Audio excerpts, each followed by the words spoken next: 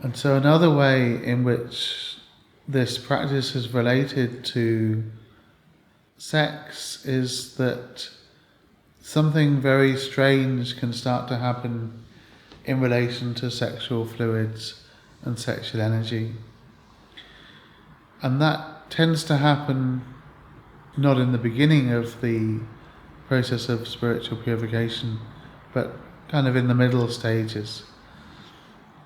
And what can happen is that as the inner purification is progressing, as Kundalini is awakened, as prana is rising up quite powerfully through the body, it can put a draw on sexual fluids from the pelvis.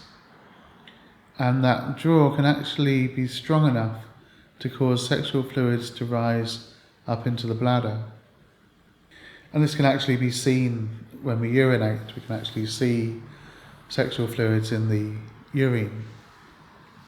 And so this is simply happening as a byproduct of the inner purification of the channels and the strength of the rising current of Kundalini. And sexual fluids actually contain a lot of prana. Prana isn't just one thing. It isn't like water in an ocean is just one thing. There's actually different kinds of prana.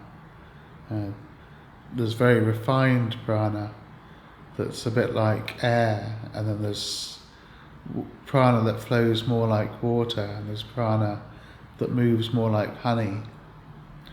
There's prana that's quite dense. So sexual fluids actually contain a particular kind of prana, and this prana is actually taken from the sexual fluids in the bladder and from the sexual fluids that are still in the pelvis, and it's drawn up into Manipura chakra. Okay, so this is just the prana at this point. This is an etheric substance. So the actual physical substances only come up as far as the bladder, but then etheric, pranic substances are drawn up into Manipura chakra. And then another strange thing starts happening. We actually start automatically swallowing air. Yeah, this is very odd, but it does happen. We find ourselves simply swallowing, and the body is automatically swallowing air to bring prana from the air into the stomach. And then prana from the air in the stomach and from food in the stomach is taken into the Manipura chakra as well, and mixed with the prana that was taken from the sexual fluids. So I mentioned that with the opening of the third eye, we develop the ability to see what's happening in the body on a pranic level, and this is one of the things that can be seen. We also develop the ability to feel. We can actually feel this happening. So these pranas are then transformed into another kind of prana called soma. The soma rises up into the head, and in the head it's transformed into another kind of prana called Amrita. So this incredible process is happening in the body. And the Amrita then drips down. It drips down in two ways. It'll drip down internally, inside the nasal cavity and down the throat, but it also drips down around the outside of the skull. It drips down to the throat, where it can be reabsorbed. It drips down to the heart, where it can be reabsorbed.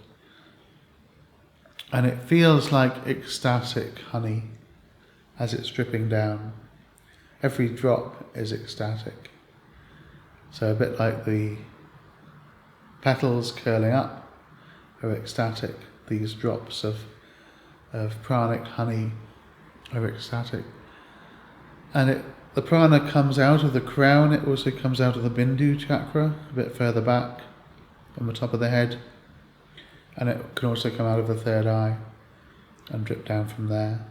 So it's actually doing a circular motion, being drawn up from the pelvis in the form of sexual fluids, mixing with other pranas in the Manipura, rising up to the head, and then either dripping down the centre through the nasal cavity or around the outside, or both. Okay, coming back to the throat, back to the heart, and then being spread throughout the body from there. So this process is intoxicating when it's happening. It feels a bit like being drunk on bliss or drunk on ecstasy. And it's also very purifying. The actual process itself purifies the channels. The movement of this prana through the channels purifies them.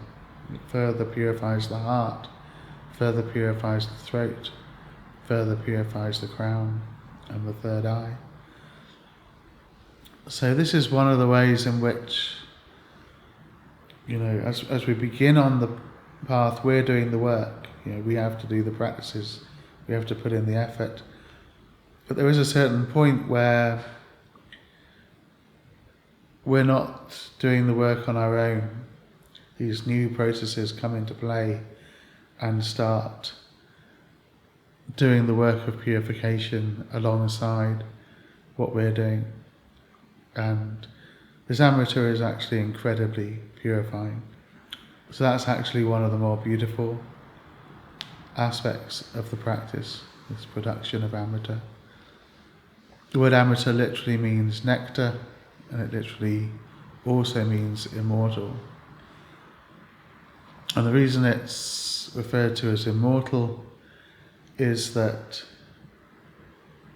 as the purification process continues, we start to see that we are something that's beyond the physical, something that's beyond this mortal body, and something that's beyond this mind.